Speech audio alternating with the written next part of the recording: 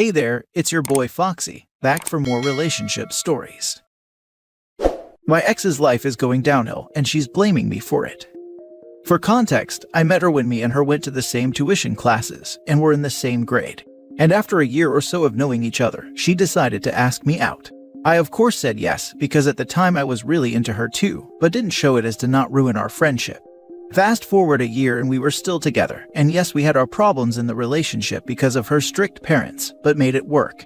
Meanwhile, she also had a boy best friend back in her home country, whom she knew even before meeting me, and I was okay with them being friends, because I don't really find a problem with that, and it seemed like he was a good guy. So after a couple of weeks after our first year together, she went back to her home country for 2 months, and during that time, she had gone to meet him almost every day and they hung out every day for 2 months straight. She even slept over at his house a couple of times. At first I had some doubt about the guy, so I talked with her about it, and she reassured me that they were just friends, and I don't need to worry about anything. She even gave me her passwords for her accounts, and told me to check whenever I feel any doubts about her. When she came back, she was a whole different person from who she was before she got addicted to vaping, and was all around acting very different from how she usually acts.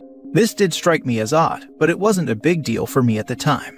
And then one day after a couple of months, I was at her place with her best friend, and she went to the grocery store to get some snack before watching some movies together.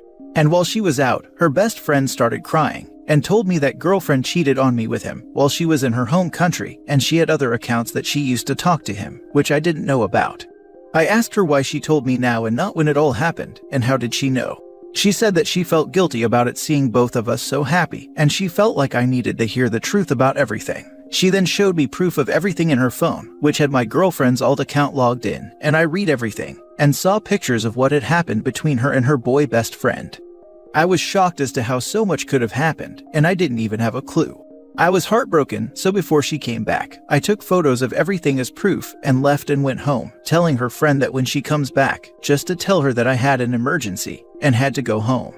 After a couple of days of acting like nothing happened, I was mentally preparing myself to break up with her, because she was still talking to her boy best friend every day like nothing had happened.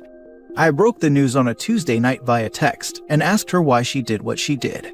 The hard part is, she didn't even try to deny anything, and just said it was a one-time thing, etc., and that she is sorry and wanted to be with me and no one else. Even said that if I wanted to, she would cut all contact with her boy best friend even on her alt account, which I told her I knew about. I told her no and said it's best we break up, and blocked her on everything after that. She even found out her best friend told me about everything, and she cut contact with her best friend after that. A couple of weeks later, she tried calling me multiple times with different phone numbers to talk to me. But whenever I found out, I blocked that number, and eventually with the help of my friends, I got over it. And apparently, she did too after that. She then started to date her boy best friend for around 6 or 7 months. Her girl best friend told me about all this. But then somewhere around October of 2022, her boy best friend and couple of guys violated her. After that, she told the girl best friend everything that had happened, and she was very self-harming after that. After her friend told me what happened, I unblocked her, and she called and asked me to meet up with her just to talk. I of course rejected it at first, but after considering her mental health and everything, I agreed, and we met up in a small cafe in my city. She told me that she made a mistake and wanted me back, and that she regretted everything, and it was her fault in the end. I told her that what happened with her was horrible, and it shouldn't happen to anyone, but as for us getting back together, I couldn't trust her anymore, and told her I was already dating someone else. She threatened to unalive herself, but I said that's not going to change my mind about us getting back together. I told her if she needed help with anything other than that, I'm here, but that's where I draw the line, and then I left. She went silent for a while, and I thought maybe she's working on herself and trying to forget her past, and I moved on with my own life. Then I got the news from a couple of our mutual friends that she tried to end herself. And when she was asked why she did it, she said it's my fault because I left her. At that point, everyone in our mutual big friend group is blaming me for her attempt and talking bad about me because apparently it's my fault that she tried to do it. I'm very low contact with the mutual friend group now, and I only talk to my close friends about this. I just need help as to what to do at this point. I'm lost now. I'm thinking maybe it was my fault for breaking up with her, which led to bad things happening. If anyone knows what to do, please help me. Now for the top advice. Don't ever contact her again, block her forever. And about those people, send a message explaining everything, express your disappointment about their attitude, then block them too. They choose to judge you after hearing one side of the story, so they don't deserve that you waste your time with them anymore. You don't need drama in your life after all she put you through. And the fact that she blames you shows how irresponsible and toxic that girl is. Keep your close friends, move on with your life without caring anymore about her. You can't put all the pain of everyone on your shoulder. Being kind, it's good, but don't accept being treated like trash. This, to the T. Explain, block, and live your best life. She cheated on me, she didn't even deny it, I dumped her. If you have any issues, take it up with the group of boys that violated her, as I was well beyond the point of having her in my life by that time. Blaming me for her problems is another problem she's adding to her growing list. If that bothers you, feel free to stop talking to me, as your opinion on the matter is meaningless. What you need to do is wake up. Did you cheat? Were you unfaithful? So that toxic friend group, why can't you just cut them off and block them? You don't need them. If they want to be idiots and believe her and talk crap about you, then they aren't good people. No one should stay with anyone who cheats. She chose her own path, no one made her do anything. She chose to bet her boy best friend, she made that choice. She got violated because of her own choices. Why do you feel bad when you know your worth? Honestly, if I were you, I'd ask that toxic friend group what would all of them had done if someone cheated on them, then got violated because of the choices they made, then tries to blame them for the person trying to end themselves. So the idiot friend group would have gone back with a cheater because they threatened self-harm. No. When someone tries that crap, that means they made that choice. It's no one else's fault but theirs. Stop getting updates on exes. Don't be friends with exes. When someone becomes an ex, you should ask any mutual people to never talk about them around you, and if they don't know how to respect your wishes, then they aren't your friend and they chose to do that. Quit being in contact with her and anyone who wants to advocate for her. When we move on, we move on. Block her on everything, and block anyone who wants to blame you for something she chose. Next story. I'm getting divorced. I don't want to act my age, I want to do whatever I want. I spent my entire life setting that up, and I intend to execute. To start this off, I'm a 34-year-old guy. I've been with my wife for 10 years, but she's slightly older than me at 36. I've been told that I need to start acting my age in our relationship. I own the house, I pay the bills, and I take care of myself physically. To me, that is the very definition of acting my age, being physically and fiscally responsible. It comes down to my hobbies. I play video games, I watch anime, I spend admittedly a little too much time in the gym. I also do MMA training to beat Goku obviously, smoke weed, and until recently, I'd throw having a good intimate life in there as well. This is pretty much what I enjoy doing, and what I will probably always enjoy doing. She, on the other hand, hates pretty much all of these things, regardless of them being constants for literally my entire life.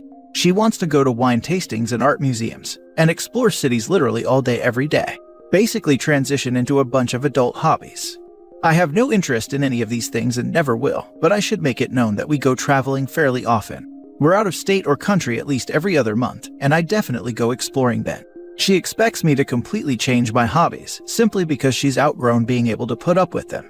She's also outgrown physical fitness, learning new things. I'm also an avid reader. We used to do a book club style thing twice a month, and having the ability to care what anyone else thinks. She used to be a very kind and caring person. Then after about 7.5 years of being with me, she quit her job, mutual decision so she could pursue her passion and take a break from work stress. And has since grown to be very entitled. Everything very much goes her way or there's hell to pay. I've been working my butt off my entire life to get to the point I'm at now. I was literally homeless at 15 and started from the literal bottom of society. Now I have money, I have time, and I feel great about myself in general, until my wife starts an argument. We've done marriage counseling, had endless talks, and really it hasn't helped at all. So, I'm getting divorced. The most mature thing to do is break it off, as we have very different wants and needs at this point. When I told her this, she suddenly didn't think acting my age was a great thing, and I was totally allowed to do whatever I wanted. No dice. Maybe I'll take some time to myself and write a book. Maybe since my hobbies are so 20s, I'll Tinder up and find an attractive 20-something to smoke with and watch anime with. All I know is I'm 100% over being told that I'm not good enough because I want to watch the new Bleach episodes. Entire thing is dumb. Okay, I think you're making the right move. Because I'm nosy as heck, please tell us how you informed her about the divorce. Are you guys still living together? Have you filed? I'm really curious about the nitty-gritty of how you two are separating. If she's not working, this is gonna be a huge culture shock for her. Juicy. She doesn't work but has plenty of money. I've done very well for myself and set her up as well. She's unlikely to have to work again. We separated today. I got paperwork in order over this week, and it's pretty much taken care of. It's about as amicable as it can be, honestly. I keep all my stuff, she keeps all hers, no alimony and no child support, because no kids. Good for you, man. Life really is too short to let others control what you should or shouldn't enjoy. Check out Chainsaw Man if you haven't. Loving it so far. As someone who has known my spouse since I was 14 and we have grown together, our hobbies have changed over the years.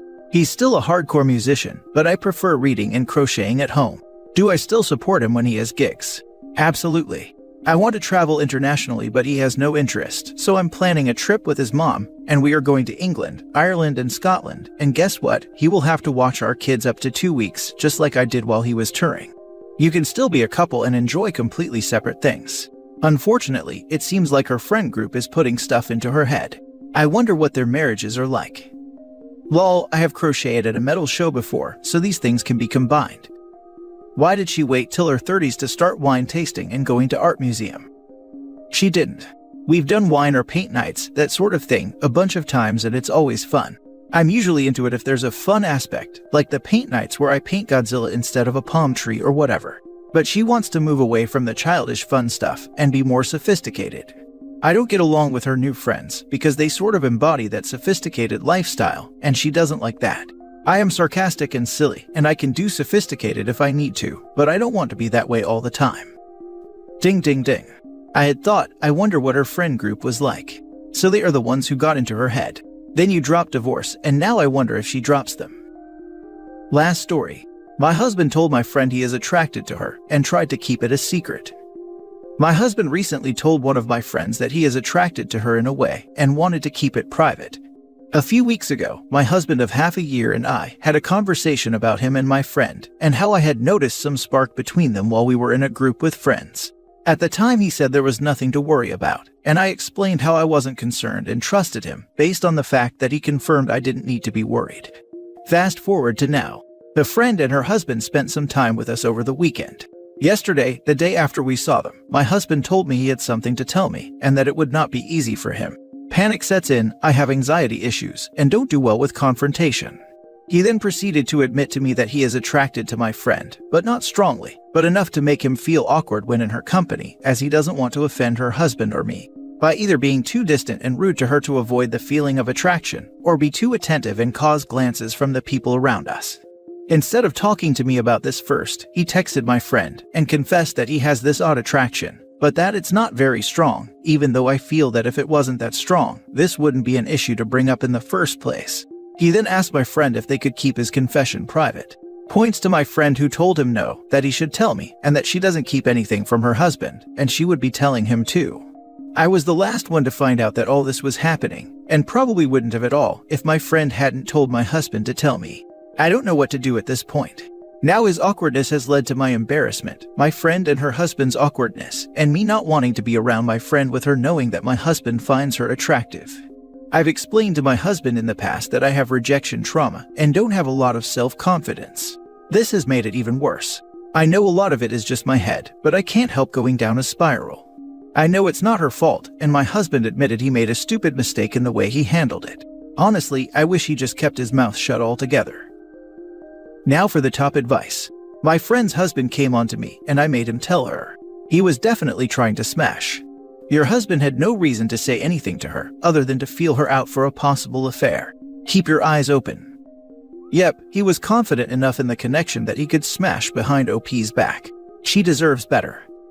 Because you noticed a connection, he thought he was in with a chance with her, and shot his shot. Which failed because your friend is a good friend to you. He wasn't just telling her as a public service announcement, he was telling her to try and get it on with her. He's actively been trying to cheat on you. Okay, just so we are all clear. You do understand that he tried to cheat on you with her, she called him on it, and basically forced him to make up this BS story about him feel awkward when in her company, to make it seem like he didn't contact her to see if she was up for it, asking her to keep it quiet. You do see that, don't you? Right. OP, just think about this logically. How in the world would telling her he is attracted to her make him feel less awkward around her? So, what then? Now every time he would see her, she would know he was attracted to her. How is that less awkward? If everything was on the up and up, he would have said nothing or talked to you. His text to her was definitely a way to feel her out, while still having plausible deniability. He really must have worked it up in his mind that the attraction was mutual, and he wanted to test the waters to see if your friend was also a cheater. At least now you know he will go behind your back whenever he's attracted to someone else, and attempt to cheat on you, and make up lies to cover his butt. So, that's his character. You have a hard choice to make. I've found women are more likely to forgive cheating for some reason. If it were me, his stuff would be on the lawn.